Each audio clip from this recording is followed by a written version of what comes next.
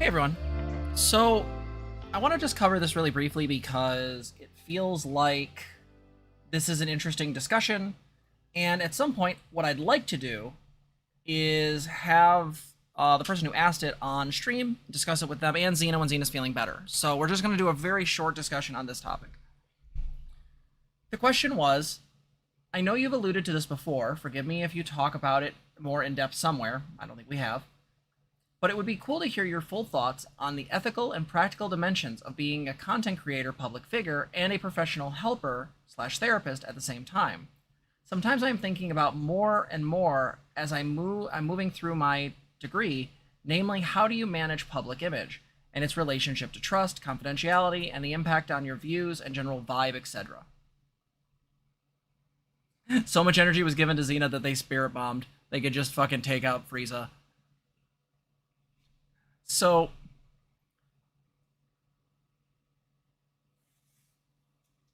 here's the thing. I have tried going back and forth on this, and I've decided to kind of be very hardline about it. What I mean by that is that essentially my streaming life, my part-time job I do maybe once or twice a week with my partner, is absolutely separated for the most part from my job. I don't try to bring this up anymore in my staff meetings. I don't talk about it. I don't talk about the channel or anything I'm doing there. I think the only time I ever bring up anything that's going on with the channel or sharing about what's going on the channel is specifically when I am sharing a video with a client or someone else that is specifically, to address their situation. So we have a video, for example, on square breathing, or we have a video on the container meditation. I have clients who have very specific trauma, and as such, one of the things I'll do is I'll share that with them in case they need to strengthen those things. The container meditation is something that seems to, with more practice, seems to become more beneficial, more better at containment, more better at compartmentalizing disturbing material. And so to me, I don't think it's really a big issue to share that video with somebody with the understanding of that, this is not for you to engage with the site beyond that. You're not really needing to get this is just for your use because I know I have it there as a tool. For a while, there was sort of an understanding of, what do we do here? Do we let clients come into the server? Because a couple attempted. And we really just came down to no. The simple fact is that on the Discord server, people that are my clients are not welcome. I have an agreement with my mods that if I say that someone needs to go and I just say I can't say more than that, then it's no questions asked. They just remove that person because I can't actually do it. I don't want to be involved in that process. I don't engage in that process. It's entirely based around trying to limit dual relationships. And that's where the real issue is that when you're talking about clients versus viewers, like all of you, is that I have a specific relationship with my clients that is based on being someone who helps them, someone who works with them and tries to help them dig through their own stuff and come out the other side in a better place. The thing is that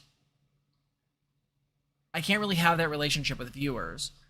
Part of the reason is that, first off, there's an ethics issue. My client should never be donating or doing shit like that. And the reason for that is that it's just a conflict of interest. I don't want them to ever donate. I don't want them to ever try to join the Patreon. If they did either of these things, I would send them back the stuff. I would immediately refund the patron. And the reason for that is not because I don't appreciate it. It's not that I don't think that's good from a certain perspective that they want to support the work I do, but they need to be separate. That person's already potentially, them or their insurance, paying me for a different thing, and that needs to be the relationship I have with them. I don't really want them to interact with us in the same way. If they happen across the videos, fine. If someone brings it up and says, hey, I had a problem with this thing you said, can we talk about it in session? That's fine, right? But that's kind of the situation, right? That's we are in a position where I have to keep those things incredibly separated for fear of doing harm.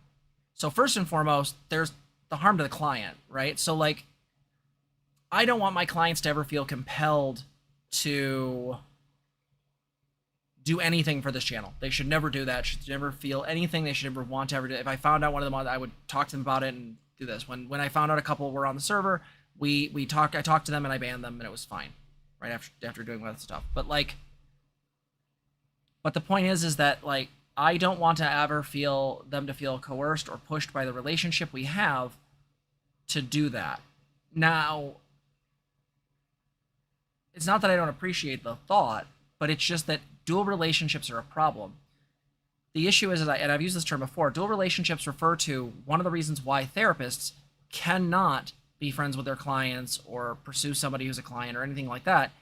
Beyond, some of those examples being just gross, some of them are also just problematic because they can lead to very real power dynamics and issues.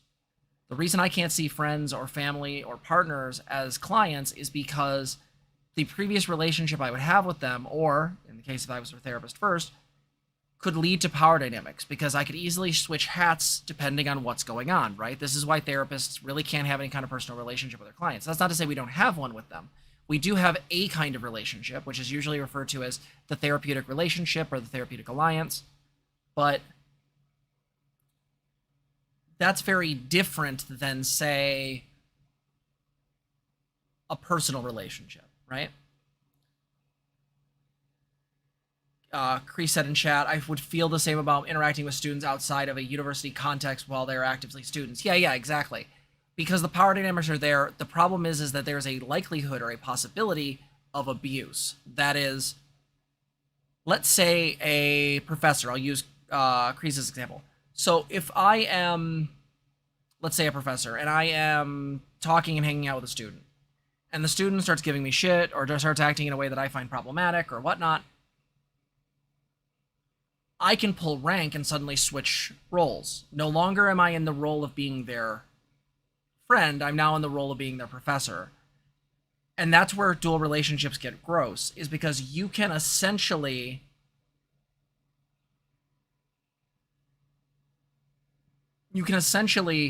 change your hat at any point to sort of enforce whatever you want, which is where this gets really gross. It's one of the reasons why, like, any kind of power dynamic relationship has an inherent issue in it. For example, with the aforementioned, professor-student dynamic, the big issue you can get into is, well, what if the student wants to discourage the relationship? Maybe they don't want to engage anymore, or maybe the professor wants to move it to something sexual and the student doesn't feel that way. The professor can then use their power as leverage in that situation. This is why we talk about power dynamics being an issue, especially when we talk about content creators and things like that.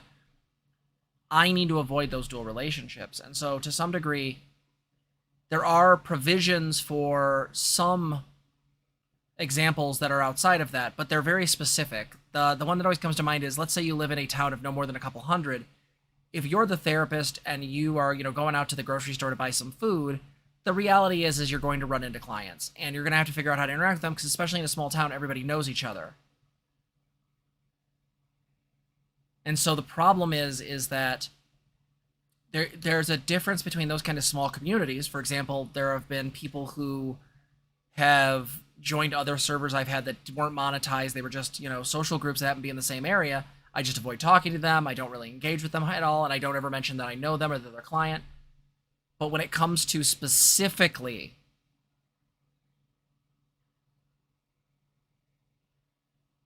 the TGT server or anything in the TGT project for me and Zena, the answer is just no. I don't engage with that stuff. I don't mind if they watch. I don't mind if they're viewers, but I don't want that kind of issue.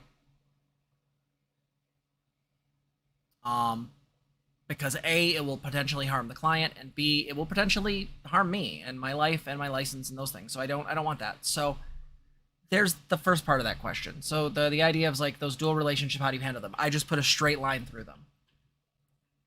As far as public image, maybe this is an ADHD problem, but I really struggle with the idea of like trying to understand how people perceive me. And maybe that's just a me issue. I don't know. It could be developmental. Fuck if I know. But I like to think that the stuff we cultivate in this channel makes both me and Zena appear trustworthy, it feels like we matter, or that we don't, that we're trying to put as much work in as possible to make this a good thing, a positive thing. As far as confidentiality, it's very clearly stated in the disclaimer at the beginning of every video that, like, if I'm talking about a situation, it's usually a gestalt of multiple situations or shit that I made up, because I don't ever want to be in the position where it seems like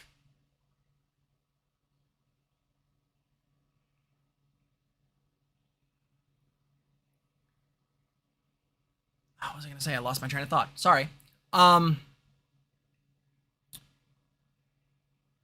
If we're talking about that public image, that's where we were. I'm not talking about clients. I'm just not. I'm using a made-up story, or I'm using little bits out of little tiny pieces here and then kind of filling them in with, concrete. And that's generally how I do that. As far as my public image, I expect you guys to sort of let me know what that is, especially the people that are the most notable viewers here. Like, I trust you guys to tell me, right? So that's kind of where I'm at, is that I think the big thing for me is like figuring out the ethical, practical dimensions where it gets more complicated. A good example of this would be like, what happens when, say, a parent of a teen I work with finds the channel and misunderstands something I said. Now I have to cover that with them. And those situations have happened. There have been situations like that, or different situations. And the reality is that those can be difficult, because I do have to watch how I act on here. I can't be as crazy as someone like, as spicy as someone like Vosh or Demon Mama or other folks, because I have to go home at the end of the day, and I have to deal with folks on a one-on-one basis in a different situation. So that's kind of in a nutshell the idea.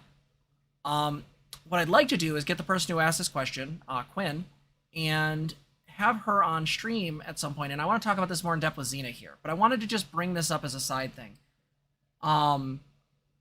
My goal is to minimize harm in every conceivable way. I don't want this channel to ever be harmful to anyone, especially my clients, but really everyone.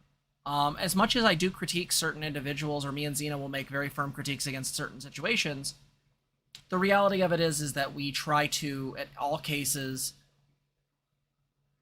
make those critiques as good faith and direct as possible, because it is never our goal to hurt anyone. It is never our goal to do damage.